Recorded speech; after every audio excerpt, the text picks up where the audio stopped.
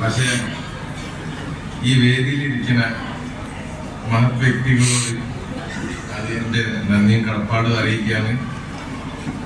ഇങ്ങനെയുള്ള ഒരു ചെറിയൊരു മനുഷ്യനും വേണ്ടിയിട്ട് ഇവിടെ എത്തിയ ഈ നാട്ടുകാരോടും ഞാൻ എൻ്റെ നന്ദി അറിയിക്കുകയാണ്.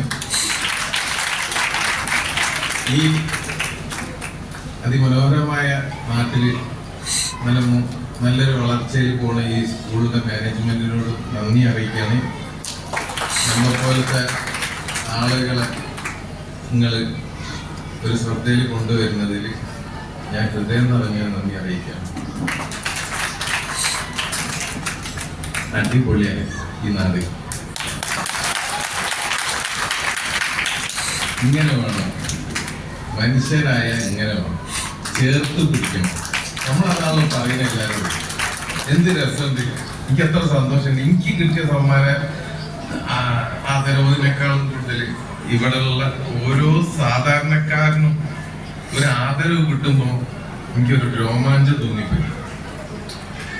ഞാൻ നേതാക്കന്മാരെ ഞാൻ ഒരുപാട് അഭിനന്ദിച്ച് അവർക്ക് നന്ദി അറിയിച്ച് ഒക്കെ കഴിയും. അവർ ചെയ്യേണ്ട ജോലികളെയും അത് വൃത്തിയായിട്ട് എല്ലാ രാഷ്ട്രീയ നേതാക്കന്മാരും ഒരു ജോലി ചെയ്ത്.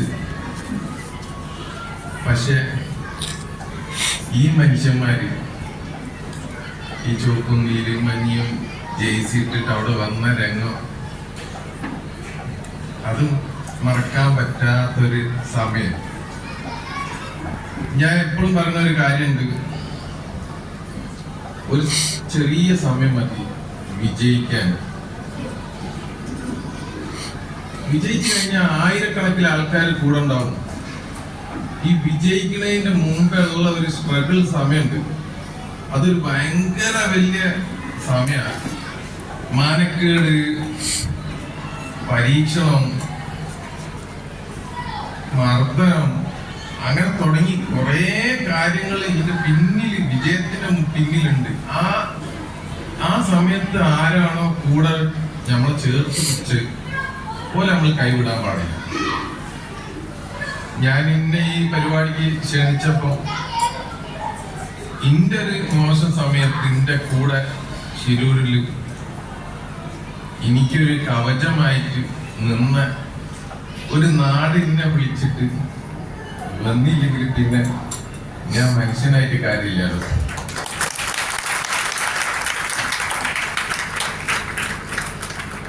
ഇതൊരു ചരിത്രമാണ്. അതിന്റെ ഒരു ചെറിയ ഭാഗം മാത്രം ഞാൻ ഈ ചരിത്രം എന്ന് പറഞ്ഞു കഴിഞ്ഞാൽ നമ്മൾ ലോകത്തിന്റെ മുന്നിൽ പലതും തെളിയിച്ചു കഴിഞ്ഞു. ഈ ഒരു വിഷയത്തിലൂടെ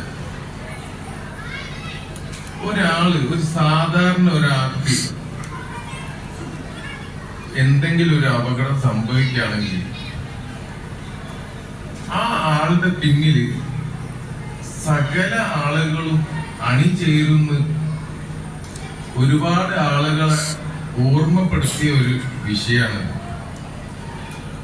നമ്മൾ ഈ വിഷയത്തിൽ ഞാൻ പറഞ്ഞ 4 കാര്യങ്ങൾ നമ്മൾ ഇതിൽ സമൂഹത്തിന് കാണിച്ചു കൊടുക്കും.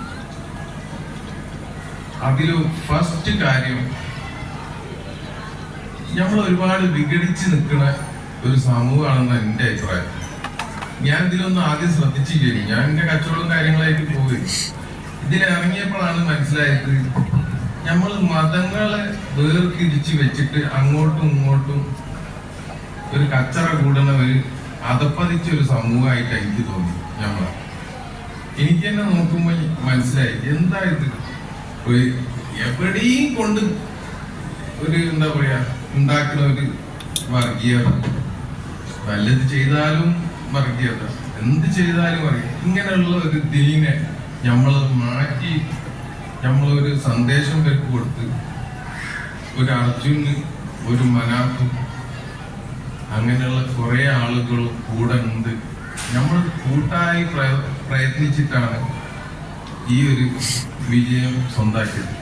ഇതിന് വിജയം എന്നേ ഞാൻ പറയുള്ളൂ.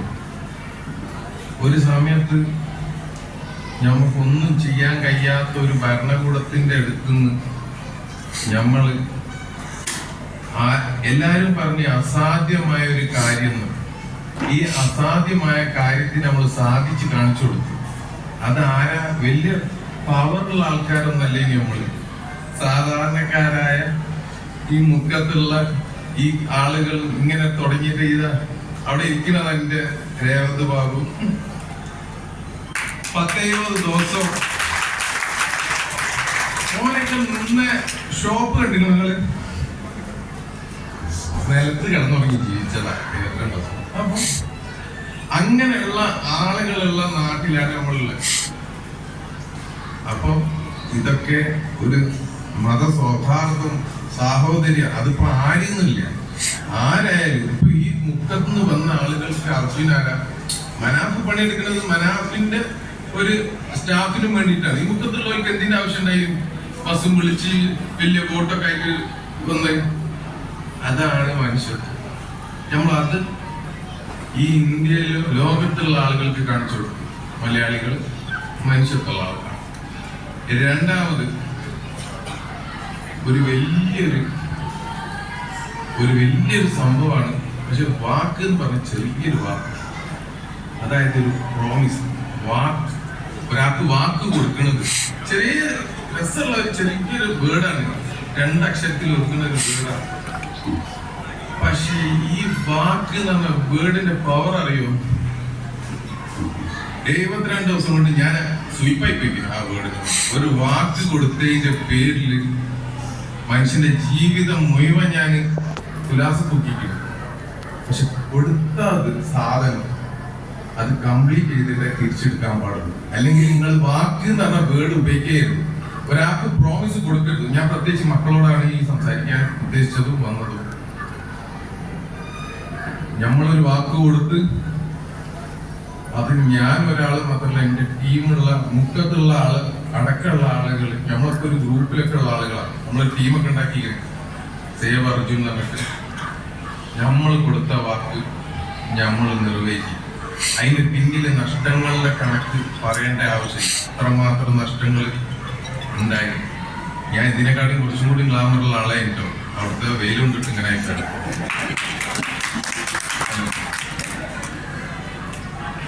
മൂന്നാമത് കുടുംബ ബന്ധം. ഒരു പ്രതിസന്ധി, എന്റെ ജീവിതത്തിലെ ഏറ്റവും വലിയ പ്രതിസന്ധിയിലേക്കും ആ ദിവസം ഞാൻ പോകുമ്പോ ആദ്യ ദിവസം എന്റെ കൂടെ സ്ഥാപനം കൂട്ടിയിട്ട് വന്ന ആളുകളാണ് ഇപ്പൊ ലാസ്റ്റ് ആദരിച്ച അലിഫ് നിഷാം, അബ്ദുൽ വാലി എന്നൊക്കെ പറഞ്ഞ ആളുകൾ. അങ്ങനെ കുറെ എണ്ണം. അതായത് ഒരു പ്രശ്നം വരുമ്പോ ഇപ്പോഴത്തെ കാലത്ത് നമ്മള് അണുകുടുംബമായിട്ടും ഇതായിട്ടും ഓന്റെ പ്രശ്നവും ഓനെന്താ ആയിക്കോട്ടെ, നമ്മളെ അളാപ്പന്റെ മോനല്ലേ മുതാപ്പന്റെ മോനല്ലേ അങ്ങനെ പറഞ്ഞ് നമ്മള് വിഘടിച്ച് നിൽക്കണോടത്ത് ഒരു കുടുംബം മൊത്തം എന്റെ പിന്നിൽ നിൽക്കുകയാണ്. അത് ഇന്നലെ എനിക്കുണ്ടായ പ്രശ്നം ആയിക്കോട്ടെ, സ്റ്റാർട്ടിങ് മുതൽ എന്തിനും. അല്ലാതെ ഈ സാധാരണക്കാരന് ഒരു ₹1 കോടി ഡെഡ്ജർ കൊടുക്കാന്ന് ചങ്കൂറ്റത്തോട് കൂടി പറയണമെങ്കിൽ പിന്നിലൊരു കുടുംബമുണ്ട്. ധൈര്യത്തിൽ പറയാം. സപ്പോർട്ട്, ഒരു കുടുംബ സപ്പോർട്ട് എപ്പോഴും. നിങ്ങൾക്കൊക്കെ ജീവിതത്തിൽ പല പ്രയാസങ്ങളും വരുന്ന സമയത്ത് അത് നിങ്ങളെ കുടുംബത്തിലെ അംഗത്തിന് എന്താക്കണോ ഓടി ചേർത്ത് പിടിച്ചാൽ എന്ത് മനോഹരം ഉണ്ടാവും അറിയോ കുടുംബ ബന്ധങ്ങൾ. നമ്മള് അവിടെ അതും സാധിച്ചു. നാലാമത്തെ പ്രധാനപ്പെട്ട ഒരു കാര്യം, ഞാൻ അറിയപ്പെടുക ലോറി ഉടമ മനാക്കുന്ന ഉടമ എന്ന് പറയുമ്പോൾ നമ്മളെ കൂടെയുള്ള തൊഴിലാളിനെ സംരക്ഷിക്കേണ്ട ഉത്തരവാദിത്വം അതിന്റെ ഉടമക്ക്.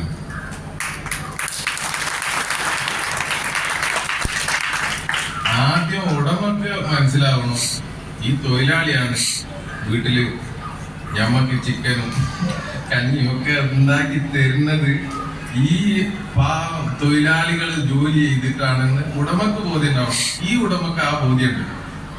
ഞാന് ജീവിച്ചത് ജോലിക്കാരെ കൊണ്ടാണ്. അപ്പം തിരിച്ച് ഒരു ജോലിക്കാരന് ഒരു ആപത്ത് വരുമ്പോ നിൽക്കണം. അപ്പൊ ഞാൻ ഒന്ന് കാണിച്ചു കൊടുത്ത് പിന്നെ പറയാനാണെങ്കിൽ ഒരു കാര്യം കൂടി പറയാനുണ്ട്. ചെയ്തതിന് നന്ദി പ്രതീക്ഷിക്കരുത്. നിങ്ങൾ ചെയ്യ. നന്ദി പ്രതീക്ഷിച്ച് ചെയ്ത് കഴിഞ്ഞാൽ വിഷമം ഉണ്ടാവും. ഞാൻ ഈ വിഷയത്തിൽ ഒരു നന്ദിയും പ്രതീക്ഷിച്ചിട്ടില്ല.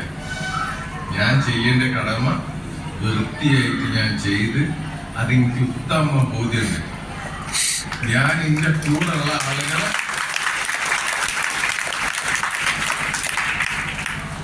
എന്നെ അടുത്തറിഞ്ഞാൽ 1 മണിക്കൂർ എന്റെ കൂടെ ജീവിച്ചാൽ മതി, ഞാൻ ആരാറിയും.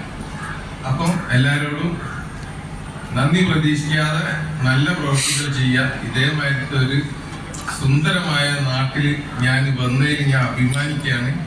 തീർച്ചയായിട്ടും ചില വിഷയങ്ങളൊന്നും എനിക്ക് പറയാൻ പറ്റാത്തത് കൊണ്ട് ആരെയും വിഷമിപ്പിക്കരുതെന്ന് വിചാരിച്ച് മിണ്ടാതെ നിൽക്കുക, സ്നേഹം കൊടുക്കുക. ആരും പിണങ്ങിയാലും നമ്മൾ തൊട്ടിപ്പിടിക്കുക. നമ്മൾ തൊട്ടിപ്പിടിച്ച് വിചാരിച്ചിട്ട് നമ്മൾ താങ്ങൂല. ഞാൻ അതിൽ വിശ്വസിക്കുന്ന ആളാണ്. നമ്മക്കെന്ത്, നമ്മളെ അപമാനം സഹിച്ചിട്ടല്ലേ ഇവിടെ എത്തിയത്. അങ്ങനെ ചിന്തിച്ചാൽ മതി എല്ലാവരും. നമ്മള് ഒരാളെ മുന്നിൽ താന്ന് വിചാരിച്ചിട്ട് നമുക്കൊന്നും പോകാനില്ല.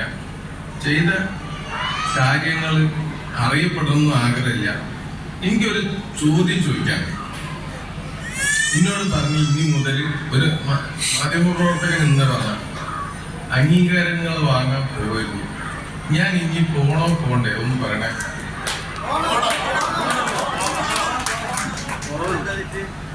പോണെന്നാണ് എന്റെ ആഗ്രഹം. എന്തിനെന്ന് ചോദിച്ചു കഴിഞ്ഞാല് നമ്മളിവിടെ കുറെ എണ്ണം വിഘടിച്ച് കിടക്കുന്നുണ്ട്. ഒന്ന് ഉള്ളിൽ എല്ലാത്തിൻ്റെതും മലിനമായിട്ടുണ്ടെന്നാണ് എന്റെ വിശ്വാസം. ആരെങ്കിലും ഒന്ന് നന്നാക്കണ്ടേ. തൽക്കാലം ഞാൻ എന്റെ പണിയൊക്കെ ഒഴിവാക്കി കുറച്ച് ആ പണി എടുത്താല് കുഴപ്പമില്ലല്ലോ. എനിക്കിപ്പോ ഈ ഒരു ഷോളും ഒരു ഇതും അതിനല്ല ഞാൻ. എനിക്ക് നിങ്ങൾ ഇങ്ങനെ ഒരു വേദി തന്നു കഴിഞ്ഞാല് ഞമ്മക്ക് കുറച്ചു കാലം കൊണ്ട് കുറച്ചാളെങ്കിലും നന്നാക്കി എടുക്കാൻ കഴിയുമെന്ന് എനിക്ക് വിശ്വാസമുണ്ട്. കൂടെ നിന്നാൽ എല്ലാവരോടും നന്ദി.